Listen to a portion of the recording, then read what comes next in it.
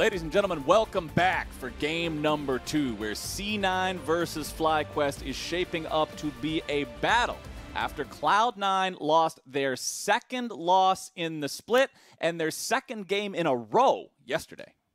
Yeah, it's honestly pretty shocking coming into today.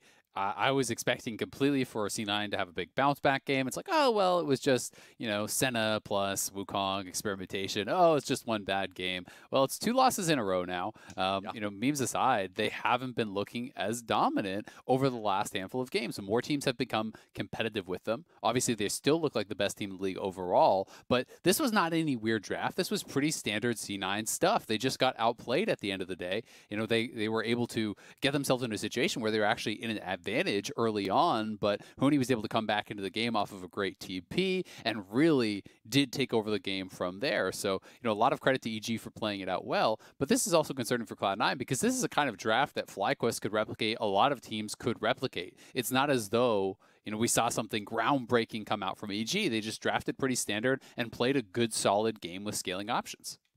And while Cloud9 lost, we also have to remember that FlyQuest won yesterday, taking down TSM. And they did it with a composition that I was impressed because they didn't have the most engage options in the world, but they played the game smart. They didn't make any stupid mistakes, constantly trying to force bad engages when they didn't have the tools. And they let the game play out around neutral objectives to the point where they had Baron and Ocean Soul secured, and then they could just actually take the fight to TSM. I think the most impressive thing about this game for me was how well Santorin was actually playing. And even in this highlight reel here, we're seeing multiple dives where he's just turning off the towers, he's snowballing the game. Yes, TSM did opt into an invade that put them massively far behind, but then FlyQuest punished so incredibly well. From there, they invaded on the bot side, they killed Spica for the second time in like 3-4 minutes at the beginning of the game. They began to continually dive top lane. Anywhere Broken Blade showed up, Santorin was there to kill him. They buried TSM once TSM made a single mistake, and I think that was a very impressive performance from them. FlyQuest has been struggling a bit against some of these top teams, so we'll be interesting to see how they can perform against C9, who really is looking to right the ship, and I think C9 is going to have to come out very hungry today to prove that this is still a fluke, we're still the best team here, because they're actually not first place in the standings now. TL is above them right now. They have to win today if they want to stay tied with TL, which is a situation this team hasn't been in for the entirety of the year. They never lost 2 games in a row this year. This is a brand new situation for them to be in. And remember that Cloud9 as an organization has a couple things that always come to mind when you think of them. And they always do well at Worlds compared to the rest of our teams. But at the same time, domestically, it seems like Cloud9 can get in their own heads and sort of be their own worst enemies sometimes. We've seen them be to the finals how many times, and how many times did they end up losing before finally getting that win again for the first time last split? This is a team and an organization that I think historically is vulnerable to getting too comfortable with how good they are, and they need to make sure that they're fixing that up before the ship takes on too much water. Yeah, I mean, you mentioned that they didn't get, 2-0'd this whole year. They actually didn't get 2-0 on a weekend all of last year either. It was actually the beginning of 2018 summer. Back in 2018 summer, week 3 was the last time that Cloud9 had an 0-2 weekend. So it has been a really long time. Cloud9 definitely wants to avoid going on a 3-game slide here. Playing for the top of the table is incredibly important, but also maintaining the form that you have developed throughout this year as you are working towards, kind of that penultimate goal of summer playoffs, getting to the top, winning back-to-back championships. Right. I mean, we're in week 6 now. After we're done with today, that means we're 2/3 of the way done with the regular split.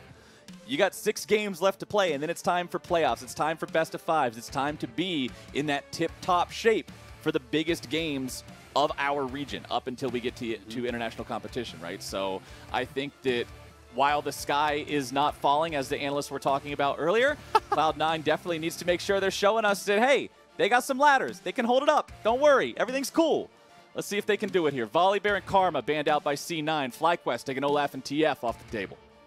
Olaf just seems like it's never going to be in Blabber's hands again after the early games in this split where he just was completely running over people with it. And he played Olaf the first 3 games of the season. He has never gotten against since then. So It's been a while. TF also really just makes a lot of sense to take away from Nisqy. He loves to play that roaming style. He loves to push and move to side lanes, to dive side lanes. TF enables that so incredibly well. And I think, you know, they want to try to attack C9 where they're strongest. There's no easy shortcuts to actually, you know, pinning down C9 and taking wins off them. You have to be able to match them with their aggression. You have to be able to stay with them throughout their constant fighting throughout the rest of the game. You know, it's just really, you need a well-rounded composition. You have to play well the whole time. Aphelios and Lee Sin banned away. Cloud9 are hovering over the Kalista, but that evergreen Ezreal still also available to pick. So C9 will go ahead, grab themselves what is most likely an 80 carry, but remember, could also be a top laner if anybody's feeling particularly like the Shy today. But I don't usually see that happen a lot here in North America, so I'm going to assume this is an 80 carry pick. The blind Kalista top would be quite a pick. But, quite a pick. Quite a pick. You know, I'm expecting it to go bot side. What I think this is going to signify is that C9 is going to draft an aggressive bot lane, that they're going to play through that they're going to look to stack dragons, you know, try to kind of push their will onto their opponents. You know, one of the reasons that I didn't love the Wukong Senna style pick is not because it's a bad pick or a bad draft. It's because Zven and Vulcan have been some of the most dominant laners in the entire league. And, you know, when you take people like that and you put them on champions that just naturally lose lane, you are really taking away one of your strengths. So they may be getting aggressive here. If you go Sett second pick after the Kalista, I actually really like it because then you're setting up a three-way flex. Sett support is totally legit when played alongside the Kalista, being able to throw them in, you know, for that clap together, looking for the engages. Obviously, can be played top and jungle too. But Kalista Thresh, also obviously an option. Sett makes a lot of sense here, though, I think, given that you already have the Kalista, and it makes it very difficult for FlyQuest to know where you're placing your champions. And oh my god, Isaac, Ezreal picked up for FlyQuest. I haven't seen this since the last game of League of Legends. Quite a surprising pick here for the side of Fly as they lock in the 180 carry that is just a permanent fixture, it seems like, in all these games these days. Sarcasm and memes aside, it is pretty much #1 down there. You're going to see it in every single game. This time around, it will be drafted by FlyQuest. Thresh locked in. I mean, that eliminates a little bit of the flex possibility you were talking about with something like a Sett support. Like we know could go jungle top, but definitely not going to go support now.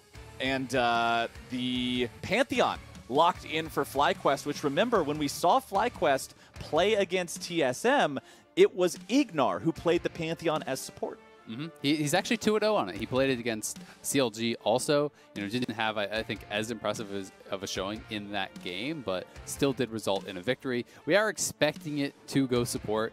Pantheon Soul Lane, I think, is actually pretty weak right now. It doesn't generally seem to have enough of a dominant lane to actually really bully people, and you generally have to do that as Pantheon falls off pretty hard, I do think, from the solo lanes. But as a support, it's a good engage option, and one of the things that's really nice about it is obviously with that empowered shield, you can block turret shots, you can absorb a lot of damage from the opposing team, and you have a damage support who can essentially act as a pseudo-tank for these short windows of time. Mm-hmm. With Jace and Zoe banned out by FlyQuest, they are trying to stop a couple of those big long-range damage threats. We got to see both of them in game #1 on opposite sides. Really, the Zoe popping off in particular there from Jensen, but neither of them will be going to the Rift this time around. Azir and Renekton banned away by C9, and with FlyQuest still left to pick what we're assuming are both of their solo lanes, we'll see which one they want to give that final counter pick to. I'm assuming it'll go over to PowerOfEvil, but we'll see. That's what I would think too. Generally, he gets priority in draft. Solo is often put on kind of more of these like generic style, it's okay, whatever style champions. You know, he plays a ton of Sett, he plays a ton of Ornn. Those are picks that generally can go up against anything and be okay. You're going to have better and worse matchups, but it's not the end of the world either way. This is looking like a pretty strong team fighting team here from FlyQuest. They have a lot of frontline with the Trundle and the Ornn, the engage between the Ornn as well as that Pantheon, you know, the ability to set up Ezreal poke with the Trundle pillar here too.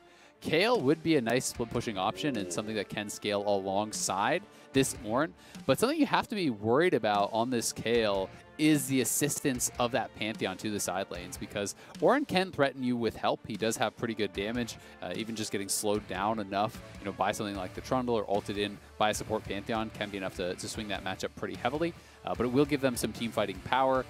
The Galio here would allow them to play more heavily to the side lanes and answer any sort of Pantheon play. So I think that's smart. It fits into Nisqy's style. But remember, it is blind pick. So there is the potential of something like a Cassio, which can actually be pretty difficult for Galio in that 1v1. There is the ability to obviously try to burst him down or set up for ganks. Galio is great at that, but in the extended 1v1 can be pretty tough, especially against even phase rush Cassio, who can dodge out from a lot of things that you are trying to hit.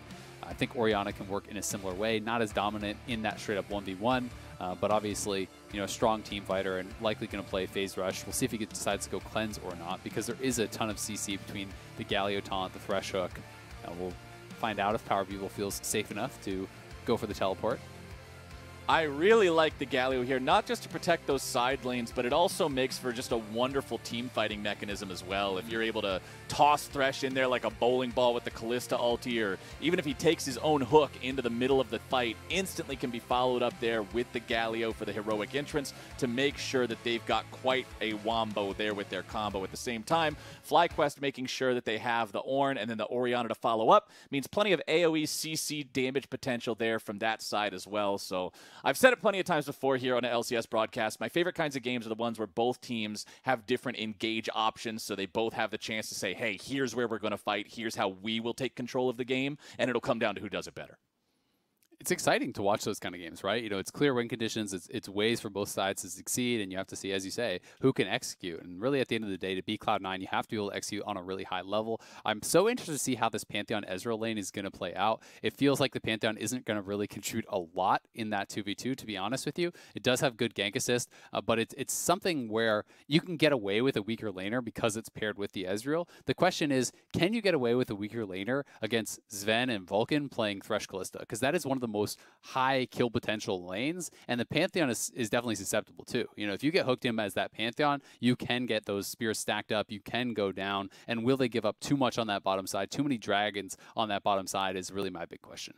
And I'm also going to be having my eyes heavily attuned to the top lane there throughout this game with Ornn and Kayle going up against each other. We know how Kayle is just that ticking time bomb for level 16. And then once she hits that point, she has all her items, Gunblade included. You feel like you're dead by the time she's done turning both her eyeballs towards you. One eyeball takes off the first half your HP, other eyeball, and you're back in the fountain. The champion is ridiculous once it scales up. But at the same time, with Ornn on the other end of the table, he's able to make sure everybody's stronger than they should be with all those items. And I think if one of these two champions can really have a much greater impact than the other one, it could completely swing the game.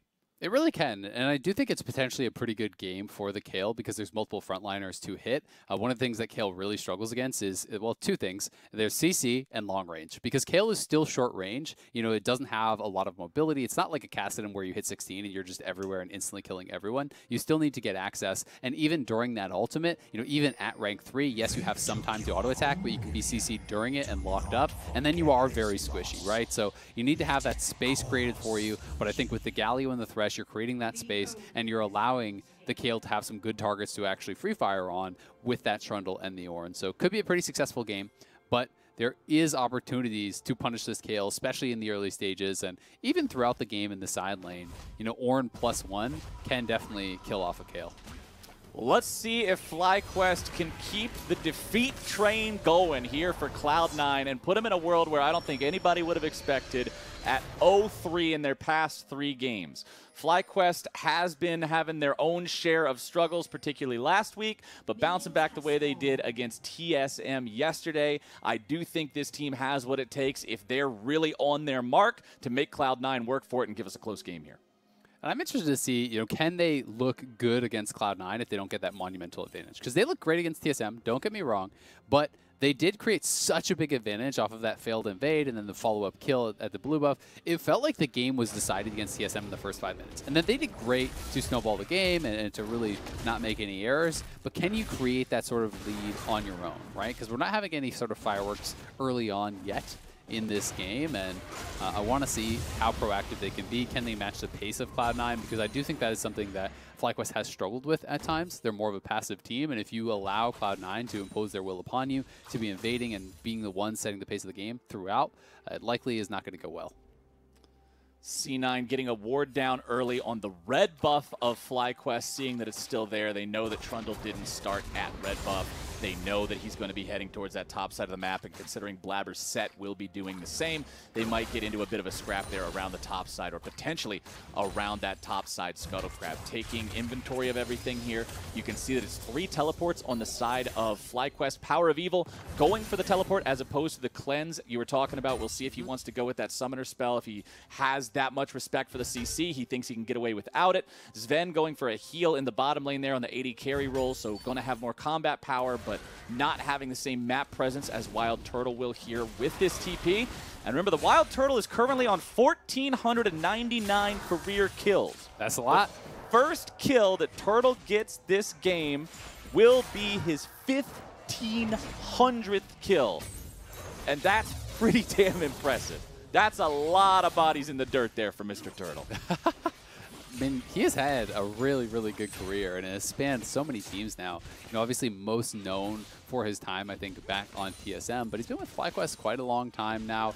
You know, even way back in the day, spent some time on Quantic, and I think maybe even when they were first C9, he was with them for a little bit. So, you know, he's been around since pretty much the very beginning, and WildTurtle has had a great career. Blabber moving towards this topside river. It's Scuttle Crab time, Isaac. Santorin and Blabber both have it in their sights. This is actually a game of us playing. Yes, this is like me on Kayle saying flowers, don't do it. It's the full 3-man brawl in the river for the Scuttle Crab, the most important objective in all of League of Legends. But Cloud9 will make the call to concede their little green friend, and it's FlyQuest who take control over the area. Santorin secures that one and gets the level 4. Every time I play Kayle, I'm like, all right, we can't fight the Scuttle this game. Flowers, and Flowers like, all right, let's fight the Scuttle. I need a PvP at 3. Isaac, can you roam? I'm level 1 under my turret. I just hear Licorice telling Blabber, please, let me farm. Don't fight for the stupid Don't do crap. it. Don't get the other one. Blabber's like, I see an angle. Get this. But what if I use my face breaker? He's there. He got the bottom side when he didn't get 2 crab. That's what's important. And now Blabber may look to make something happen underneath this turret here. IgNar has used his shield, but considering Blabber is aware that Santorin is right there at the Gromp, trying to do a turret dive with the enemy jungler just a couple of feet behind is never really a smart idea, and C9 backs away from him. Intelligently going to back off there, but I like the attempt, right? You know, you path over to there. He cleared the Scuttle on the way, you know, not taking too much of his time, and had Trundle not been in the area, then maybe you actually go for that. So I think it's pretty smart as an attempt. You can see over in the mid lane, Nisqy doing pretty well, already has his first base, and Zven getting jumped on. Should be fine to just back it up, but may have to actually heal, yeah. He popped a heal there to make sure he stayed alive. Gets a little bit of damage on IgNar there on the back end of that trade. So good job from IgNar spending Ignite for the heal there, making sure that Zven will be more vulnerable for future all-in attempts if they can manage to get Santorin down here and try to make a play. I like it. Yeah, and Zven actually, you know, thinking, okay, I'm safe, Blabber's here, Vulcan's here, they can't dive me. You can see mid lane, you can see top lane, so does end up staying around. If he did have to recall there, he would have lost that entire wave. It's not a cannon wave, and it was pushed to his turret, so that can be pretty punishing. So he is going to stay around. He does reset that wave. And you can actually see on the minimap, Vulcan moved very far forward. Now, the reason he did that is to actually stack the enemy's wave, because generally when the wave crashes to your turret, your minions will stack up a little bit and push towards them. By moving forward and stacking your opponent's wave, you can help to remedy that a little bit, and maybe even make it push towards yourself, deny some minions from them. So little things here can make a big difference in the lane phase. Solo level 6, Licorice about to hit that point here as well in the top side, get that first evolution on Kayle. Isaac, I won't lie to you. It is my job to talk about this game professionally, but I do not remember which one of them is Ascendant or Transcendent or whatever we call all the different Kayle names. I just call it more wings or less wings, and she currently has more wings than she did a minute ago, and that means she has reached her first evolution. Licorice continuing to scale up here on this champion. He's got that nice golden aura around him, and the scaling and Kayling is commencing up here with the 2 Doran's rings in inventory just to make sure he gets himself through that laning phase as easily as possible. You can see also there with his runes, fleet footwork plus the cookies from the Inspiration secondary just to give him as much laning strength as possible, keep that health bar topped off. Solo goes for an early trade, but Licorice can easily get some damage on the back end there now that he's got those ranged auto attacks coming in, as Blabber and Santorin could get into a fight here yet again. This topside Scuttle Crab is the harbinger of battle. A nice two-man shockwave coming through from PowerOfEvil as Solo fires in the Ornn Horn from above the Rift Herald pit. It's not going to find the knock-up onto Blabber critically there, but the knock-up over the wall will find him. Blabber does manage to escape. Licorice using the Kayle ulti there to make sure his top laner make sure his jungler, excuse me, stays alive. And everybody walks away from that one. Lots of ults used, lots of summoner spells. IgNar made the roam, so that's why Cloud9 had to retreat. I think they could actually win that 3v3, especially from the position they were in, where Licorice was actually on the inside track. You know, Solo was ulting from that Tri-Brush, so still fairly far away. It is going to cost them on the bottom side, though. You know, a couple minions will be lost here by Turtle. They lost plates as well, so Cloud9 does come out ahead on that exchange, despite the fact that they had to use that flash in retreat. They had to use some ultimates as well. Everybody's staying pretty close overall in terms of how you compare the teams, though. 11.8 to 11.6. Couple hundred gold lead here for the side of Cloud9. You can see farming advantages in both mid and bottom lane for them. Jungle's pretty much even. Slight farm lead for Solo, actually, there in the top side on that Ornn. Itemizing towards the Abyssal Mask first and foremost, recognizing that Kayle is going to be mostly magic damage. With the longsword and inventory, I can assume Licorice will be going for the Hextech Gunblade first, as a lot of times you see those Kayles do. So we'll have a bit of a hybrid profile there, at least for a while. Santorin looking to pass off that blue buff towards PowerOfEvil. Does manage to do so. I like the collapse attempt from Cloud9. If nothing else, those can force your opponents to make the jungler smite it so the mid laner doesn't get it. Unfortunately for them, they were just a little bit too slow, and the handoff was successful. But considering their bottom side of the map control, C9 can now take the first Drake of the game, no contest, 9 minutes in. Good for them, but it isn't really a fast dragon, you know, so it's not concerning at all, I don't think, for FlyQuest. I do actually think that Cloud9 are a little bit behind the pace that I was expecting them to be as far as these neutral objectives takes. They are normally so quick to actually go for that first dragon. I do think it's partially because Blabber was playing up on that top side a lot. Not really to get aggressive, but more, I think, to just protect the Kayle, to get Kayle to 6 where he can start farming. You can see, though, that despite that, you know, Licorice is still down a good 20 CS. He's actually lost 2 tower plates also. So, you know, the Kayle not really doing that well thus far into the Ornn. You know, you're definitely not going to win this matchup early on. There's not really much hope of that happening. But, you know, generally speaking, your goal is to just try to farm even, right? And if you can farm even, you're really happy. In this case, it's not catastrophic, but it's not great. It's a situation where even's not really even because you're supposed to lose already, right? Yeah. Like, even is a success, but a couple waves behind, not the end of the world. Blabber looking for that Rift Herald. Got Vulcan and Zven topside here to help him out. Nisqy also hovering around the area. Santorin thinking about maybe being able to head in here. He's got PowerOfEvil and IgNar right behind him. The Pantheon ulti not available. IgNar still only level 5. They try to go in and go for it. That first smite that you saw there coming down did not quite kill it. Got it down to 80 HP, but it was Cloud9 who secures the Herald there for themselves, and they're able to pick the eye up with Blabber. Gotta say, I'm a little bit disappointed in FlyQuest there. That was a very half-hearted contest. You don't even have anyone answering Kayle. You walked Solo, who had no TP, all the way up from that bottom lane over towards the Rift Herald, and as a result, you're going to give over probably at least 1 plate. Yep, there's a plate, and that 15 or so CS advantage is now completely gone. So there's a fairly big cost to that roam there from Solo, and I actually thought when they're moving up, oh great, you know, you can actually just hard engage here, try to take that 5v4, maybe get some kills, at the very least get that Herald.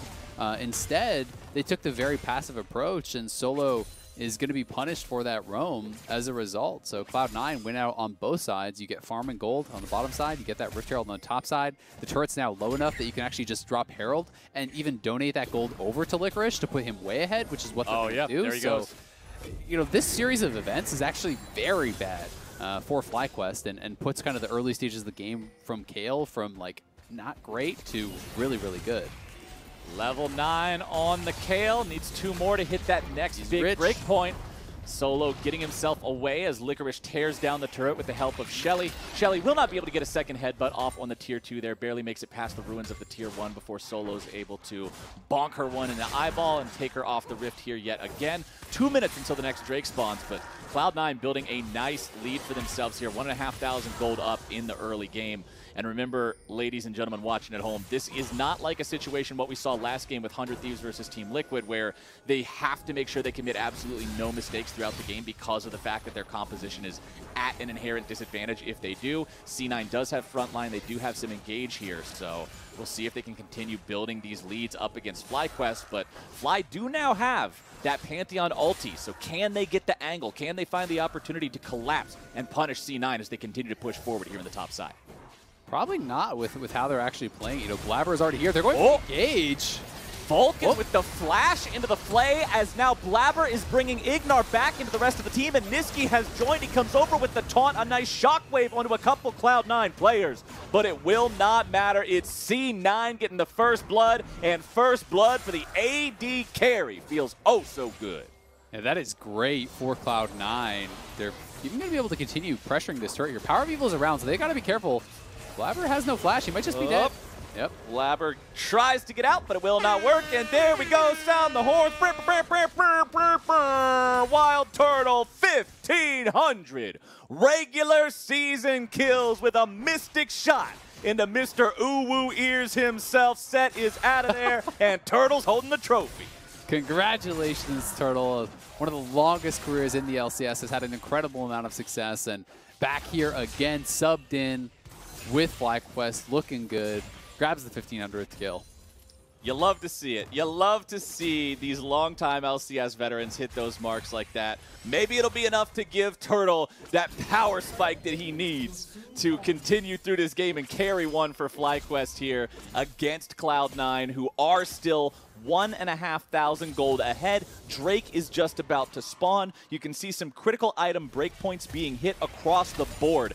Gunblade for the Kayle, Proto Belt plus Stopwatch there for the Galio, Blade of the Ruin King for Kalista. On the other side, Abyssal Mask done for your Ornn. You've also got that Archangel Staff stacking up there for PowerOfEvil as FlyQuest moves in. Santorin tries to pose a threat, but it's him and IgNar who are now in a lot of trouble. Licorice leading the charge here, chasing after these melee players on the side of FlyQuest who have to fully disengage.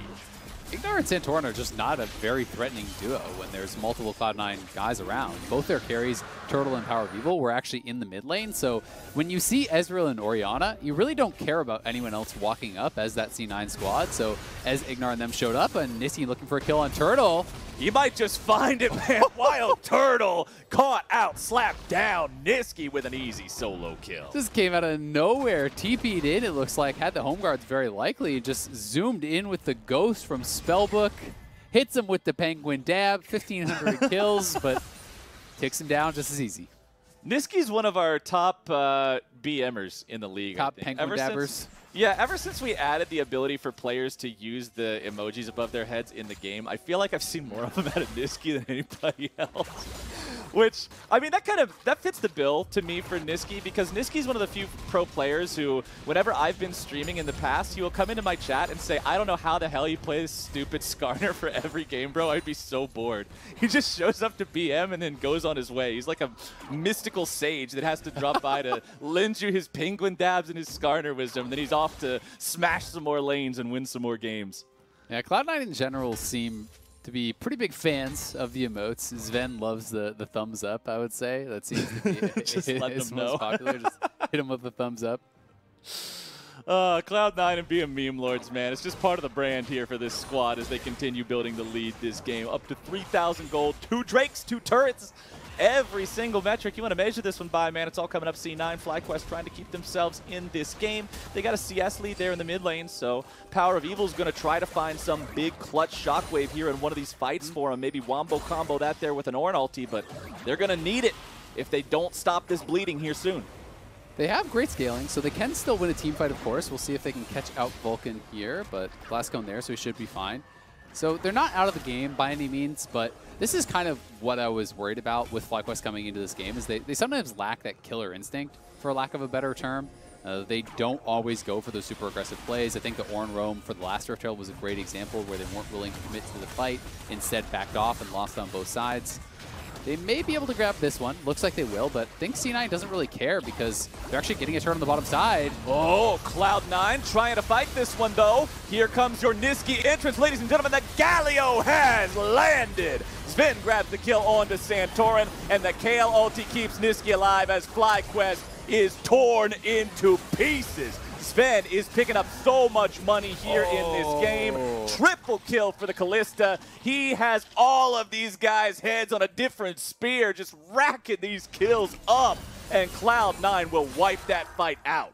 All right, I take it back. Go next fast. This one's looking pretty wrapped up after that fight.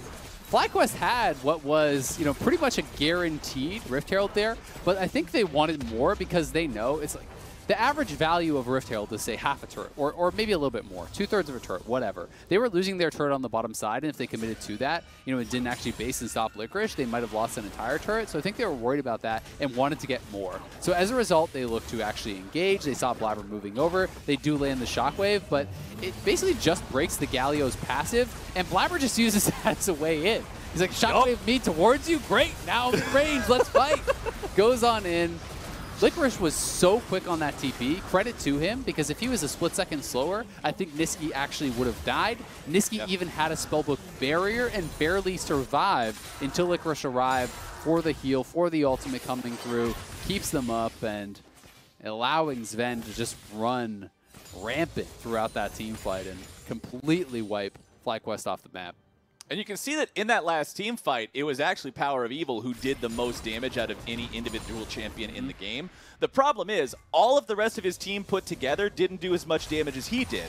And when you compare that to the fact that the damage meters on Cloud9 are all pretty impressive in their own right, I mean, Vulcan did as much damage as WildTurtle did in the team fight.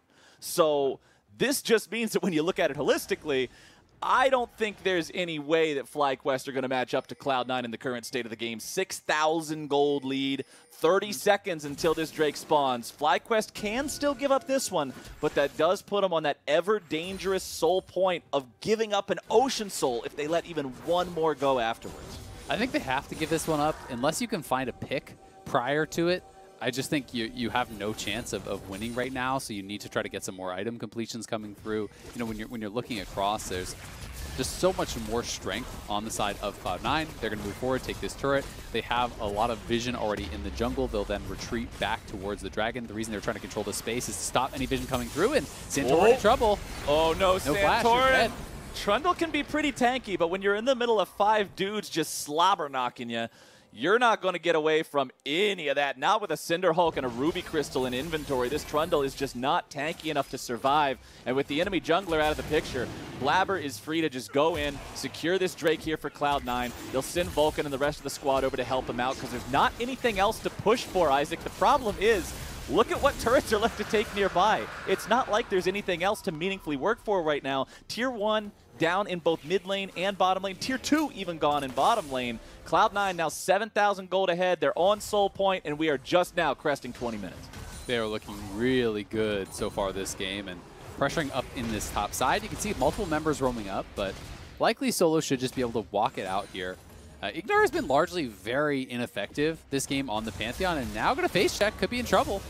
IgNar trying to flash away from this to keep cloak. himself alive, but here comes the slam, and there comes another slam. It's just a slam-a-palooza as Cloud9 will find themselves their 8th kill of the game. Solo tries to get himself out of this one. He's not even going to get the second half of the Ornn ulti off. He is taken down. The damage goes through. That is 6 kills here for Zven on Cloud9. This is the Cloud9 we had been seeing for all of spring and all of summer up until these last 2 games. That death honestly felt to me like you've given up a little bit from Solo. You just saw your support die, and then you're trying to clear out the wave at the turret by yourself when they have Rift Herald. It just doesn't really make any sense. They bought a little bit of time for PowerOfEvil down on that bottom side to get some turret damage, but who cares? You're taking Baron. There's no way to contest this. This game is looking very, very over here as Cloud9 will grab this. nearly 10,000 gold ahead at this point. More item completions are coming through. Licorice is level 13. You know, he's working towards that Rage Blade. The Kayle, you know, really hasn't even been that big of a factor in the game thus far, and that is still kind of looming in that distance. The level 16 coming up, but everyone else is so fed, so who cares?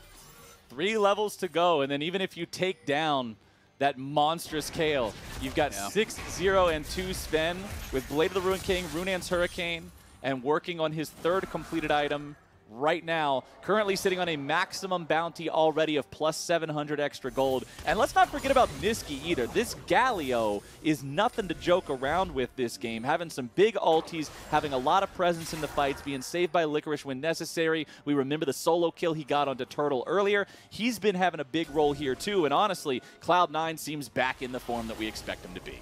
They do, and one of the problems I think also here for FlyQuest is that you drafted this losing 2v2. You drafted for the Pantheon, who's supposed to be having, you know, pressure elsewhere with roams and with ultimates. We haven't seen anything, right? Nope. And IgNar even actually, you know, spent less time in lane to donate solo experience to Turtle. As a result, he's really underleveled because they aren't winning any fights. He's not getting experience elsewhere from kills and from assists. So, you know, he's level 8.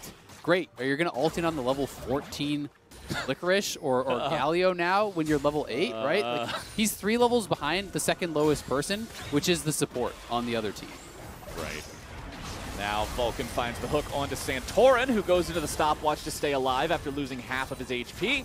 Pretty important defensive cooldown gone for the rest of the game there, as Cloud9 will continue pushing in both mid and top. Nisqy being the one to keep this mid lane enchanted with the Baron buff as the rest of the team tries to put the damage into the tier 3 there in the top lane. FlyQuest holding on for now. Solo stepping up there in mid lane, trying to keep Nisqy as far away as possible. The waves are a little bit staggered here, so FlyQuest can try to bounce back and forth in between the 2 lanes, taking care of them, but Cloud9 seem to be completely undeterred. They will just continue putting as much pressure on FlyQuest as humanly possible. And unless Cloud9 makes some sort of large error now, with this being a 10,000 gold lead 23 minutes into the game, it seems pretty over here for the FlyQuest boys.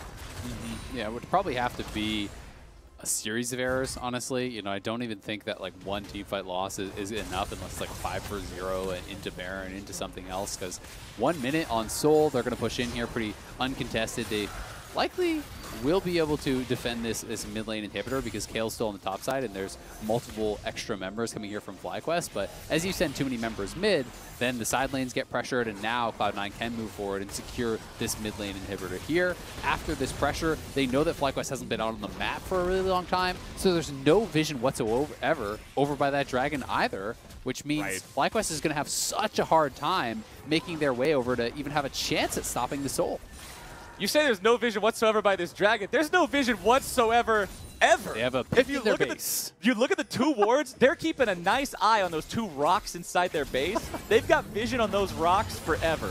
But anything outside of rock control is beyond FlyQuest at this point. As Licorice finds himself jumped on by a 4-man collapse from FlyQuest, they will finally grab themselves their 2nd kill. They will shut down that Kayle, but at what cost? Now, they've given Cloud9 the opportunity to go after the Drake, but Cloud9, they're deciding they want to go for the 4v5 anyway. Zven's going godlike, FlyQuest is going down, Blabber is going aggressive into the back line. PowerOfEvil trying to run himself away as Nisqy stands there trying to get the last little bit of damage onto Solo and Santorin. It goes through, he's found himself a killing spree, and now Cloud9 will chase Santorin down to that Drake area. They will pick up their Ocean Soul. I don't know if they're going to be concerned about Trundle or not. They might just let him run into the wild blue yonder and be done with him. But Blabber does not seem to be willing to let that happen here today. He has a Hex Flash. Could just go over the wall here. There he goes. But Santorin will successfully execute. Good use of emotes there from Santorin, you know. The thumbs up into the well played. I like it. Give him credit for that. Why take the chance if you're Cloud9?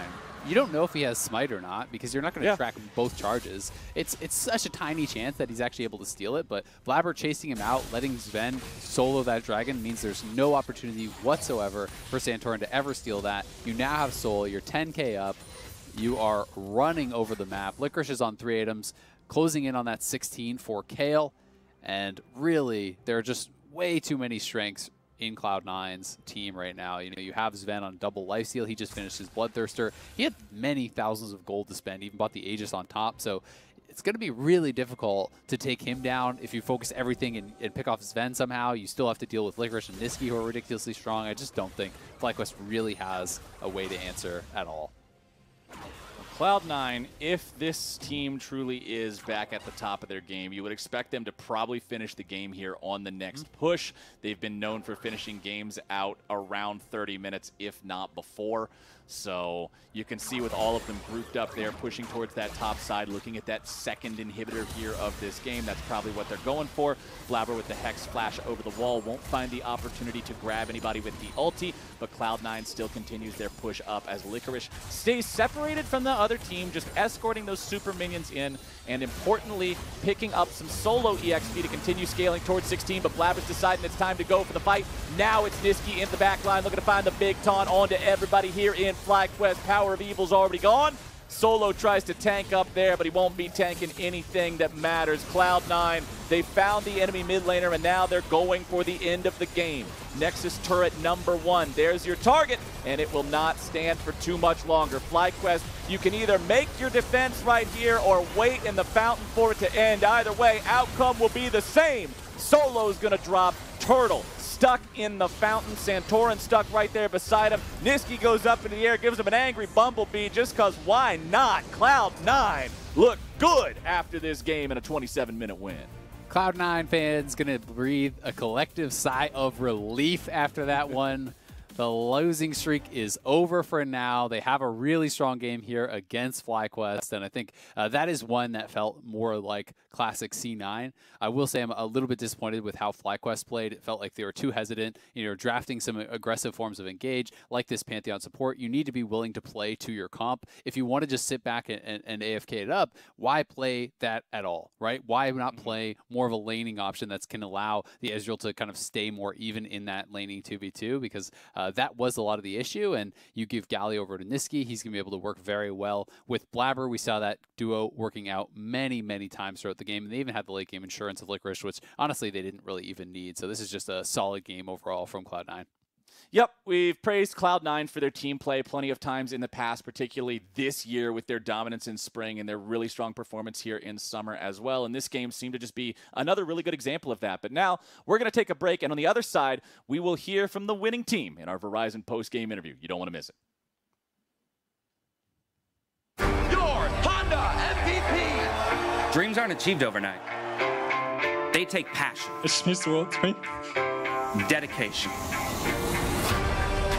And even then, there are no guarantees.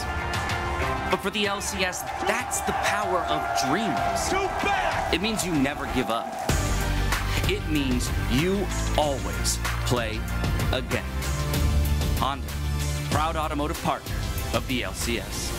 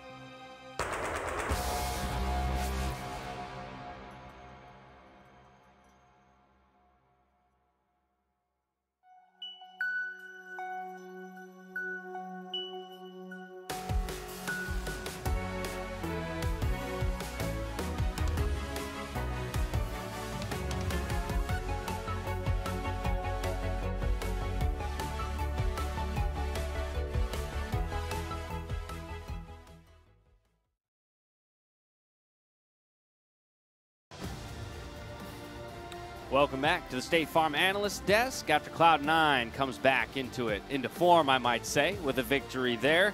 Gents, let's talk about it because we saw, watching Cloud9 suffer 2 losses in the regular split, a tough sight to behold.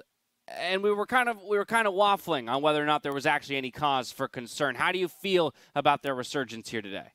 Great. From sky falling? Did you get under some cover? You got an umbrella? There was a little drizzle, and you're like, oh, wait, should I have checked the weather? Do I need to have my umbrella? It's like, no, everything's fine. The skies are clear. It looks beautiful from here on out. And most importantly, they were playing to a Kayle, which is an answer to Ornn that we haven't seen a lot in North America, but it really just puts a big ticker on the opponent that has to say, hey, you need to be playing quick or else this Kayle is going to just be a complete nightmare for you. And FlyQuest, being a team that is known for playing somewhat slow, did not pressure early, and so Cloud9 saw the opportunity to just obliterate them out of the water. Probably one of the things we talked about. Oh, I'm sorry, Mark, go ahead. Oh, I was going to say, the thing that I like about the Cloud9 draft, about clearing up the skies, is it's a bit of return to form where you have a really strong power point in the map. It was actually their bot lane while having scaling the top lane, and Nisqy is returning to Galio, a champion that can get out and influence the map. It's not really, clarifying like, hey, we can definitely play control mages mid, but at least it's saying like, no, we're still really, really good when we get on our bread and butter champs. Yeah, that's actually where I was going to go, was the Galio pick for Nisqy in the mid lane, because we had shown those stats of, his 2 losses and the champions that they were on as compared to some of these more supportive style champions. So with that then, probably I'm going to dive into the game. And let's talk about where Cloud9 found their advantages, because there were 2 key moments, the first of which comes about 9 minutes into the game. Yeah, so this replay is my favorite clip because it shows Cloud9 playing around their strong side, away from the Kayle, so they're able to get the Drake. But what makes this so great is Cloud9 now realizes that there's no more plays to be had bot. The only one they can do is to actually dive the Ezreal or make these weird movements. So instead, they just take the swap to the top. They put their Kayle in the bot lane, and now their strong point is top, where Herald is an objective to take. The best part about this is now FlyQuest has to respond to this lane swap. So C9 is up on tempo. FlyQuest tries to respond with the Ezreal TP, and you see on the minimap they're bringing Ornn over to kind of make this a 5v4 because Kayle does not have TP. But what ends up happening is Cloud9 just does too much damage to the Herald. It's too risky for FlyQuest to actually engage, and they end up not even going for it. So what this does is give Kayle free time in the bot lane, it gives C9 a free objective top, and it allows them to continue to play around their strong point while giving time for Kayle to scale. So I like this play because it's an aggressive, proactive one that kind of accelerates a 0-0 game. And I like the fact that it exposes FlyQuest for not responding correctly. And it also shows how you can take an advantage without taking a kill. I love putting the focus on the macro movements and how it forces a response out of the opponent, giving that Kayle time to catch up 20 CS in the deficit that had been built by Solo in the top lane. So there you have just an early game macro movement. But Crumbs, what we always talk about when we talk Cloud9 is the backbreaker fight. It comes 15 to 20 minutes into the game. Guess what? Cloud9 found another one. This is just beautiful, and once again, we're looking at the Rift Herald, but FlyQuest is torn between whether they're going to engage or finish this. So PoE sees an opportunity. Hey, I can hit a 2-man shockwave, but it's 2 of somewhat tanky members, and C9 immediately counter-engage. It actually stops Ornn from being able to use the ultimate, and when Kayle joins up, it lets Nisqy not only get all the value he had in his abilities, but walk away alive. And at this point, you're dealing with a Kalista that is really far ahead. There's no way you can actually fight her. From 0 to 100 there, Kalista picking up a triple kill. And again, that fight came around 16:30 in the game, so you can kind of pinpoint that exact mark on the gold graph there where it takes a spike between 10 and 20. So, Cloud9, is this repeatable? I want to talk about this team and how repeatable this style of winning is, because it seems they've returned a bit to the formula that was working when those couple experiments went awry. It's interesting because everyone likes when teams have multiple play styles and they always want them to be able to play everything. But that's just realistically not how people work. Like, you have specializations, you have things you're better at. Like, I don't want to watch Doinby play Cassio, even if he can physically play it. Like, give him Scion mid, Malphite mid. He has so many interesting champions that you can't ban him out, and the playstyle is always open. And so rather than go for breadth, they go for depth. And that's kind of what I prefer, especially, Nisqy was really known for his Cassio back on Splice days. You're not on Splice anymore. You have Blabber. There's enough champions mid to play to work this style. Yeah, and if you also want to entertain, is it repeatable to beat Cloud9? We actually have the evidence of how it needs to be done. This is what we suspected. You need to be playing aggressive all stages of the game. FlyQuest did not do that at all. So, of course, they were going to have a much harder time. EG brought it to them early. Same thing with 100 Thieves. So if any team wants to beat them, they need to forget about scaling and think about how are we going to be fighting for everything since minute 1. I'm going to be a bit disagreeable with you, Crumbs. I think Really? FlyQuest started off decently aggressive. The very first skirmish that would have happened around level 3 on the top crab, Cloud9 actually grouped up to take it, and then FlyQuest pushed them off. And you heard the casters mention, you know, Captain Flowers is a jungler who would force his Kayle to fight at level 3, but Cloud9 was like, we have a Kayle top. Let's not all in this level 3. So they seeded this top crab, which usually I'm like, all right, this is a Cloud9 fight. But after that, I will start to agree a little bit later. Once the game slowed down, FlyQuest could not pick it back up. But I'm going to say they did push Cloud9 off, even though Cloud9 was there first at the top. If you're not fighting they for should have top been more grab aggressive against Kayle, you're already messed up. Okay, I was going to say, you tell me they played him close for about 9-ish minutes. Yeah, is about what 5 you're saying. minutes. Okay, cool. Hey, that's a benchmark. We'll see if they can do better next time around. On the other side of the break, we've got Game 3. That's CLG versus Immortals. Don't miss it. I'm pretty sure Crumbs. It's Jake from State Farm. Sounds like a really good deal. Jake from State Farm at 3 in the morning. Who is this? It's Jake from State Farm. What are you wearing, Jake from State Farm? Khakis? Like a good neighbor, State Farm is there.